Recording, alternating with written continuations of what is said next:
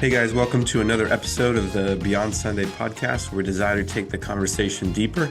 I'm on virtually today, but that's okay. I'm on today with Shreya. How are you doing today? Good. How are you? I'm good. Yeah, ready for this one. This will be a good one. So before we dive into the conversation, take a look at this video.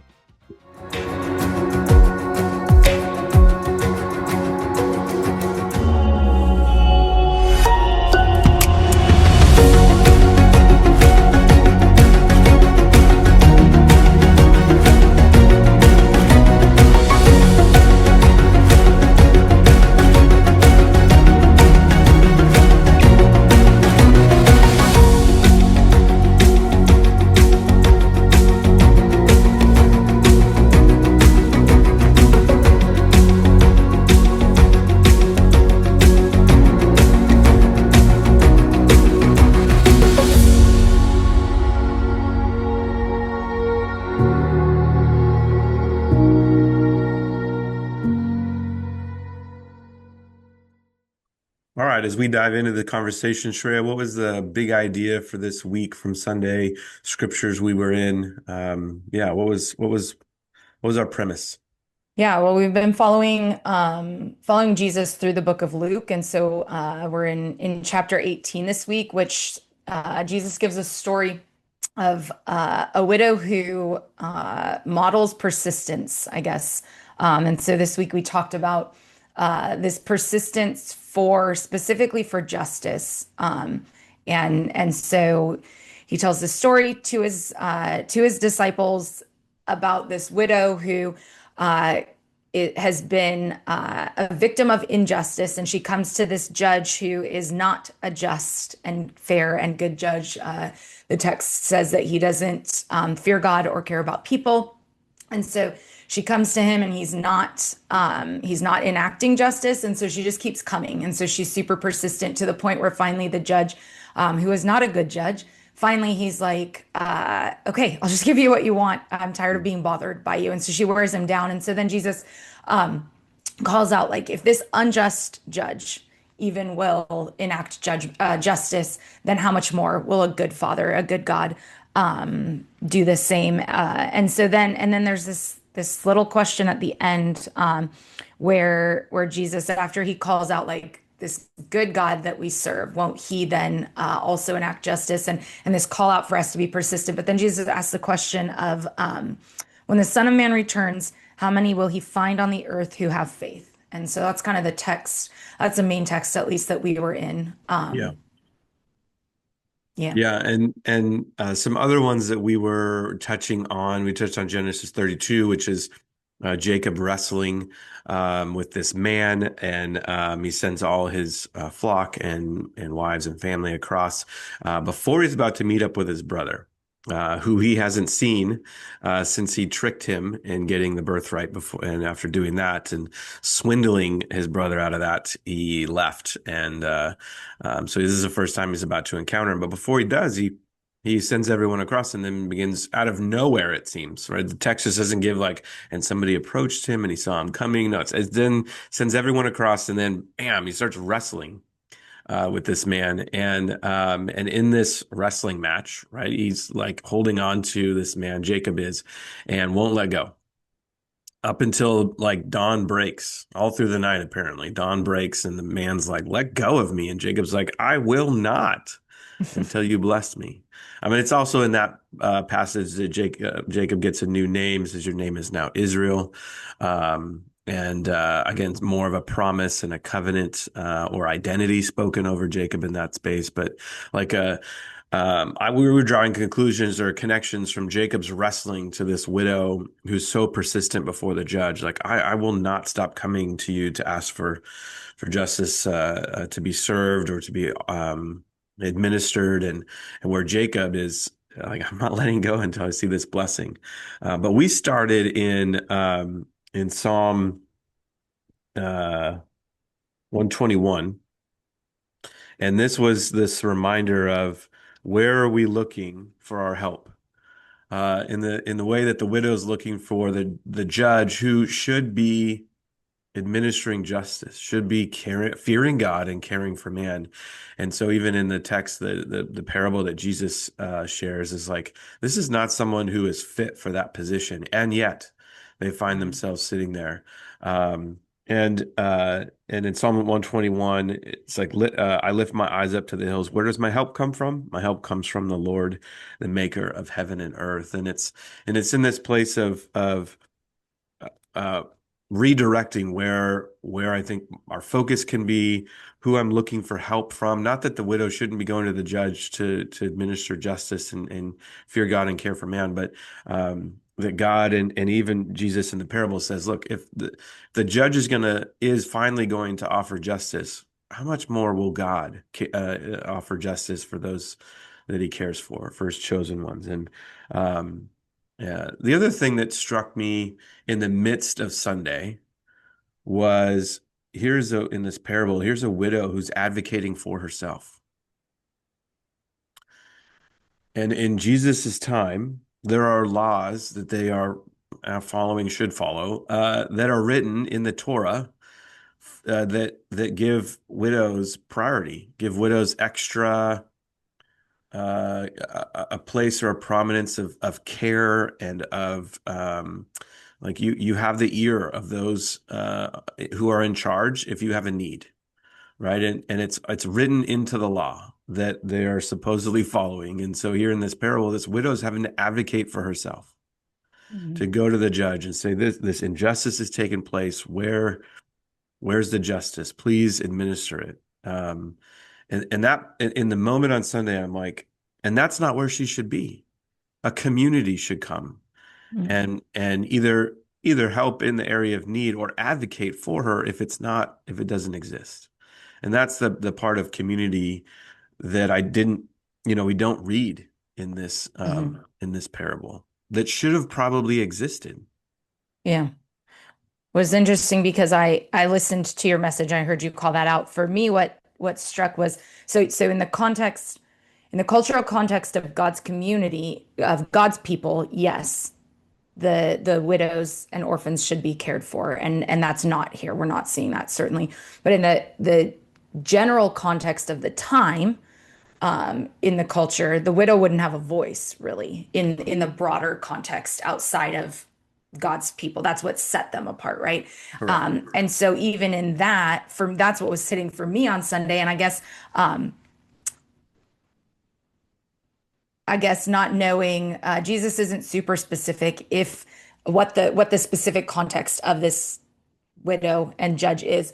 But in the broader space of the cultural context, this this is a woman who doesn't have a voice in culture as a whole, because she's a woman, because she's a widow.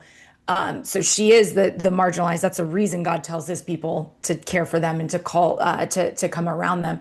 And yet, even with all of that, her persistence shows up. And so for me, that was like in those spaces and those places where we feel like we don't have a voice or we are just one voice, right? So we can look at the world around us and see like there is no shortage of injustice in the world around us. And it actually doesn't matter what your beliefs are or how you vote or where you sit politically. I even said on Sunday, like if I asked you right now to make me a list of things that you think are wrong in the world, nobody would have a hard time writing things down. So it actually doesn't matter. But we can look at that list of things we would write down and we can feel really helpless. Like this list is too big and I'm one person or I don't have a voice or whatever. And we see a woman who her persistence does make a difference. And whether she should have been there or she shouldn't, regardless of what the context is specifically that Jesus is giving us in God's community or otherwise, the persistent voice of somebody who really doesn't or shouldn't have a voice in that space does make a change and does enact justice. And so there's something in that, I guess, for me in those spaces of like, we actually don't get to use that as an excuse to say, well, I don't have a voice, or I'm Right. just one person, or it feels too big, because that's what this shows. Like persistence made a difference. Right, and willing to keep coming back, even when the uh, being dismissed or the answer is no. Um, but I sense conviction in this widow, right? I have to read between the lines, but I sense a conviction to continue to keep coming back to the judge. Here is the one who ought to offer justice. There's conviction to keep coming. Otherwise, if there's no conviction or persistence, like, no, they said no, and I'm probably not going to get anywhere. I guess I'll just move on. I'll endure the injustice. I'll just endure it and you know make do with this being the reality. And maybe that's the piece. I'll make do with this being the norm when actually this is brokenness. This is injustice. This is not the way that God's designed, or this doesn't look like God's kingdom come. And so I'm going to Hmm. keep pursuing. I'm going to keep wrestling. I'm going to keep showing up until I do see God's Hmm. God's kingdom coming in this place where brokenness is restored to made whole, where hopelessness is renewed and restored with hope, where chaos is replaced with peace and shalom and calm. And like, I'm not going to stop and I'm not going to sit in a place resigned to the fact that it's not going to change and this will just be how it is. Hmm. And Yeah. that's the piece of like it really then starts on my knees. I Yeah. can keep showing up and calling attention to it, but honestly, I'll get weary. I'll get tired if I'm just keep showing up. But I get strengthened when I come in on my knees, or I've been on my knees. I get strengthened to continue to come and return to those places that there is brokenness or hopelessness or just doesn't look like God's kingdom has come. Yeah. Well, and I guess that's the other piece for me in that last um, part of what Jesus says. So yes, absolutely starts on our knees. It starts with the prayer. I mean, he calls that out, right? His chosen people who cry out to him day and night. And this is one instance in scripture. I mean, we read this all throughout scripture that the prayers of God's people are powerful. There's power in prayer, right? And persistence. And I mean, Jesus uses other parables even to drive that point home. So this is like that absolutely it starts in communion with God and in prayer and in petitioning and persistence in prayer. But I also think there's a piece of maybe the next natural step of that is that when I'm empowered in prayer, when I'm coming to God persistently, consistently in prayer, and I'm being filled with His Spirit, then there's a power and authority that I'm given in that changes the way I show up, and not in a what you just said, where it's like I'm not just showing up to call out, because that's unfortunately maybe Sure. what has Right. become the thing, right? Yeah. Christians are known for calling out Yeah. Yeah, whatever I we see this decide as to wrong, do, guys. You're doing it wrong. right? But actually, it means I show up differently. And that was the piece that hit for me, because what Jesus says at the end, how many will He find on earth who have faith? And the message paraphrase says how much of that kind of persistent faith will the Son of Man find on earth when He returns? But the faith word, and here's the Greek word for the Here we day. go. Here we Um, go. Take us to the school. the Greek word there is pistis, which is this like this belief that moves you to an action, right? This is the same word that Jesus uses in Mark chapter 1, where we pull out the whole idea of kairos, which we talk about on this podcast every week. We talk about in our churches regularly.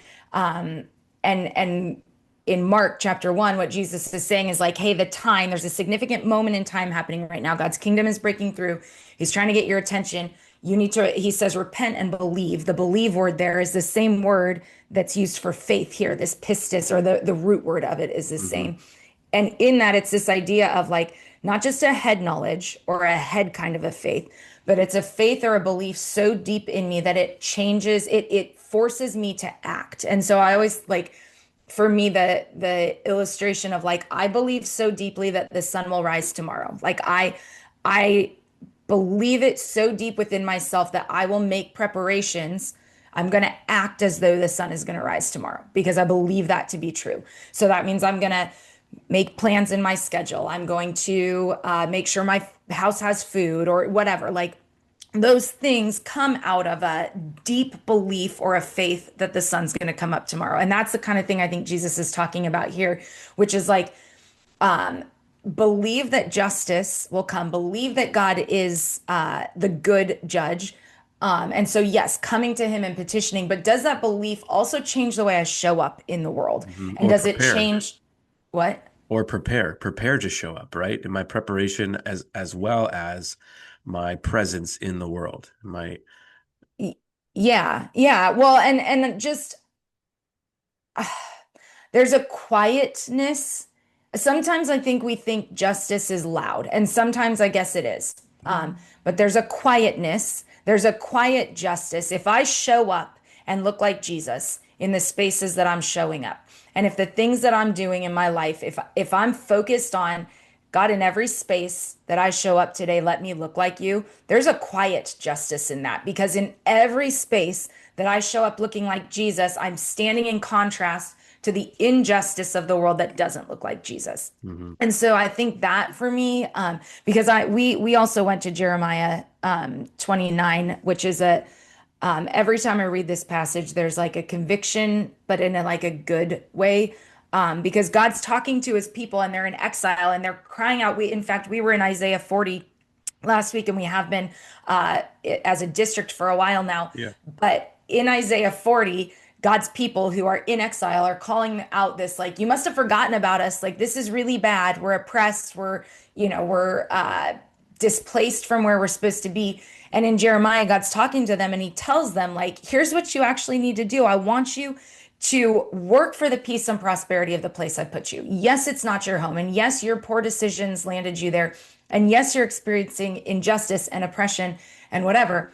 What I want you to do is I actually want you to work to make the place I've put you good, to Yeah. make it and the prosperity of that place. And he says, he calls out prayer as well.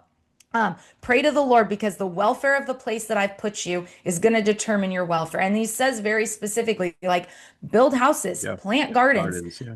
like, and Harvest and its fruit. that feels like such a quiet act of justice to me. Like, that makes no sense. If I am in exile and I'm being oppressed and I've been taken from my land and essentially I'm kidnapped and enslaved, the last thing I want to do is make the place that I'm at Yeah. nice and good Bearable. and yeah, and pray for its peace and prosperity. Yeah. That feels like a quiet act of justice. And that's for me, and in this whole series of formation, that's what landed for me on Sunday was like part of being persistent. Yes, it is a hitting my knees and a crying out, calling out the injustice around me. But part of being persistent is actually letting myself be formed to look like Jesus so that every space I show up in pushes against the injustice, the brokenness in the world. Yeah.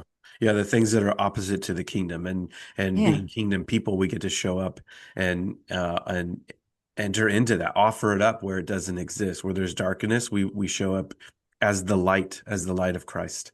And even in those ways of Jeremiah speaks to is that it's not a making things bearable for us, but it's actually moving things to be flourishing, Right. right? The welfare of this city, for when the city prospers, so too will you, and that's looking to the really kind of a broad, big picture. When you're in this place to seek and to see redemption come and reconciliation, and so when you are in those places it's through potentially us that's where it's coming from because of the way Right. we're showing up and being kingdom kind of people. Yeah, yeah, and in the simple everyday things Yeah, because Jesus or God is not telling his people like work your way into a place of authority in where you've been exiled or whatever. He's like plant gardens, build houses, live your life in that place that I've put you. And that it's so contrary to I don't know. I think it's contrary to what we expect justice to look like.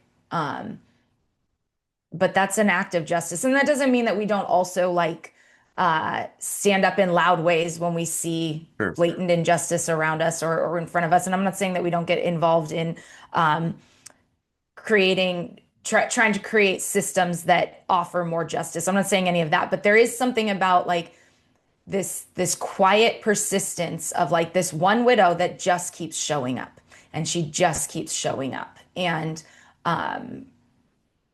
there's something in that that's yeah,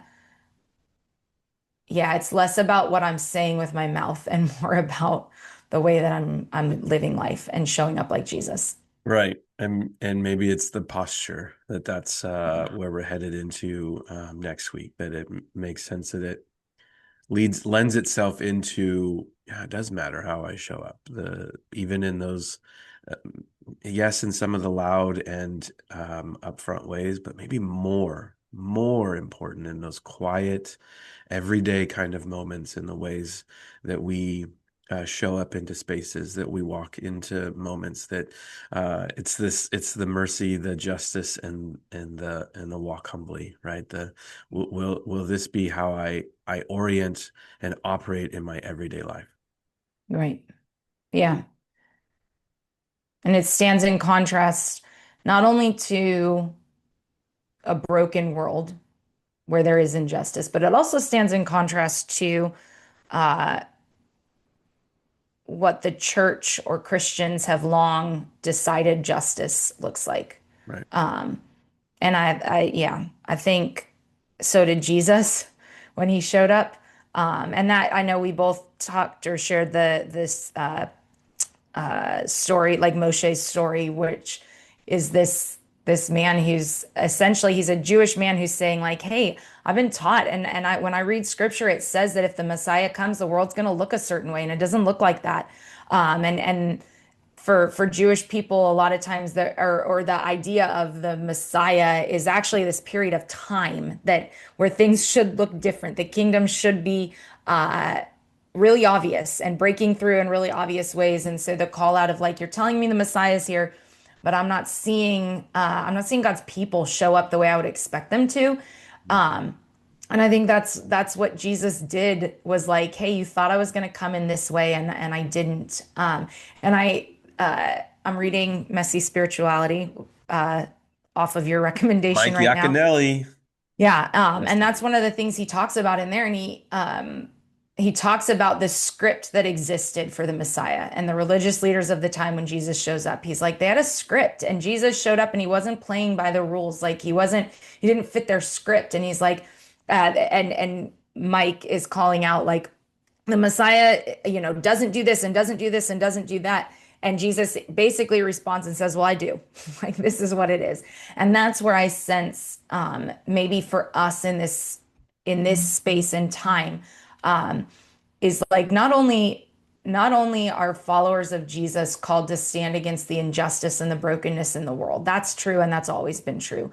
But we also find ourselves, and this is not new either, but in a specific kind of way, we also find ourselves in a space where we're having to stand against what the script that the church has written for themselves that doesn't look like what I see God call his people to in scripture all the time. And so that's where the quietness that and I don't know, that's landing, I guess, for me now. I didn't have it in that phrase on Sunday, but a quiet justice of like, do I recognize that every time I show up looking like Jesus, that actually is an act of justice?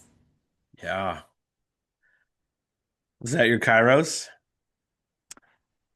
Maybe. I don't know. Yeah. Yeah, well, yes. And then again, I didn't have that language on Sunday, but I even was having a conversation yesterday with somebody who was there Sunday, and she said, um, she was like, that Sunday's message was challenging for me. And she's in a rough work environment and has been for a while. She leads a nonprofit that's supposed to be Christian, faith-based nonprofit, which sometimes is a tricky place to lead because people don't always look like Jesus in those places when Right. you would expect them to. And so the conversation we were having yesterday was even around this. And again, I didn't maybe necessarily have that language or that perspective of like that is a quiet justice, but she was calling out. She said that Sunday felt challenging because it felt like this idea of like it actually doesn't matter how the people around you are treating you. I want you to pray for the good. I want you to work for the good of the place I've put you and called you. And so she's like, if I feel called to be where I'm at, which I do right now, then I actually like my job in this space is to work for the good of the organization and even people who aren't treating me well and who where it's not super easy to do that. And so, Yeah. yeah, the quiet justice. Yeah. What's yours? Um, I would say right now it's in this invitation to, with persistence and faithfulness, to pray and to seek God's direction and favor and God's justice in places that I don't see it, and to trust that God will bring. Right. And I think I'm reflecting in that the judge is like, no, I'm good. And then finally relents. And then Jesus' statement, like, if the judge will relent, will God not show up? Will he not bring justice? And so it's that being in a place of trusting God. But will I persist in my communion with him and my prayer with him and my seeking after him? Will I persist versus, and I think I go back to that, what I offered earlier in the podcast was like, there's a tendency sometimes to sit in a place of like, I guess that's the norm. Hmm. Nah, not if it's broken, not if Yeah. it's not kingdom. It's not. And I'm convicted that I in times can be resigned to the fact that like, I guess that's just how it's going to be. Right? This fatalist kind of deal. And then I'm convicted in the Kairos from years. I don't see that in this parable. She is not resigned to Yeah. like to that. So why I don't want to be. I want when Jesus comes back to like, here's here's the faith. Here's the faith of someone who was willing to persist and seek after me Hmm. in ways that the redemption needed to come. Reconciliation was an opportunity and a place for it to come. And you persisted. Yeah. It's good. Yeah. Well, guys, thanks for joining us and listening in to Beyond Sunday podcast. We hope and pray that your conversations are going beyond Sunday and what God is leading you in, what the text is offering us, and maybe in your everyday life, what Jesus is inviting you into. So have a great week.